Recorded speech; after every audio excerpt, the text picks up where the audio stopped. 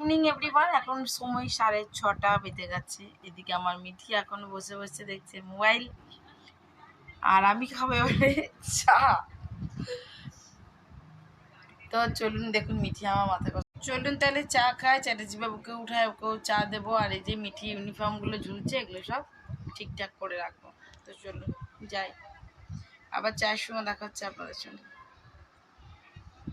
আমার বোনটা দেখেছেন একবার। চলুন, এখন বাজলো 8:18, আর আমার না একটু চপ চপ খেতে বেশ মন করছে।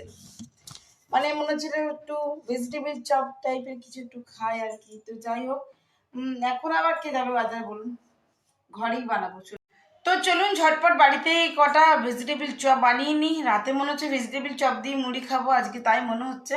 আর ওদের বাকি তরকারি সমস্ত কিছুই আছে, একটু ভাত লাগলে বসাবো। আমি বসে বসে কেটে ফেলেছি, চিন্তা নেই।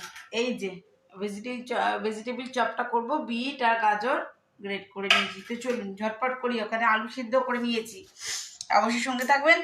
আর হয়তো ফুল রেসিপিটা আজকে শেয়ার করব না, তো কি করছি না করছি সবটুকু দেখাবো, তারপরে আজকে এই ব্লগটা এখানে এন্ড করবো, তাই না? সঙ্গে থাকুন।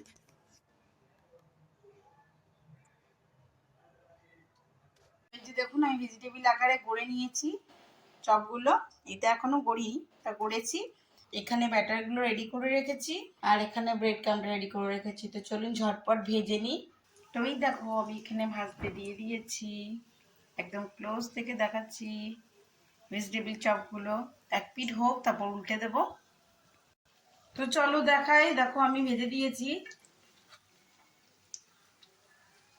আস্তে আস্তে করে উল্টে উল্টে, ঠিক না?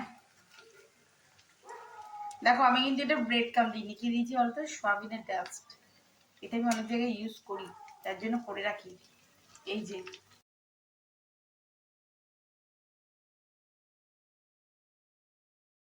তো আজকের মতন আমার বকবক আমি এখানে এন্ড করছি। ভালো লাগলে অবশ্যই একটি লাইক কমেন্ট শেয়ার করে দেবেন, আর আমার মতন পাগল থাকলে তো অবশ্যই বাড়িতে ভেজিটেবল চপ বানিয়ে খাবেন। এখন একদিকে ভাত বসিয়ে দিয়েছি। তো আবার একটি নতুন ভিডিওতে দেখা হচ্ছে, ততক্ষণের জন্য বিদায়। সকলে খুব ভালো থাকুন, সুস্থ থাকুন। আর যদি আমার চ্যানেলে নতুন বন্ধু হয়ে থাকেন, সো প্লিজ আমার চ্যানেলটি সাবস্ক্রাইব করে পাশে থাকা বেল আইকনটি দাবতে একেবারেই ভুলবেন না, যাতে আমার ভিডিও ছাড়া মাত্রই আপনাদের কাছে পৌঁছে যায়। তো সকলে ভালো থাকুন আর সুস্থ একেবারেই থাকুন। আবার একটি নতুন ভিডিওতে দেখা হচ্ছে, ততক্ষণের জন্য টাটা, গুড নাইট।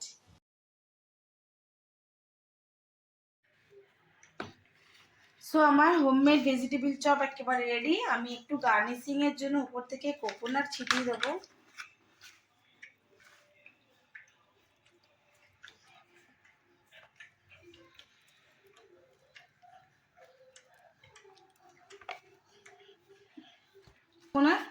এবার আমি উপর থেকে একটু চাট মশলাটা ছড়িয়ে দেবো। আর গরম গরম চায়ের সঙ্গে আমার ভেজিটেবল চপ একদম জমে যাবে। কেমন লাগছে অবশ্যই জানাবেন।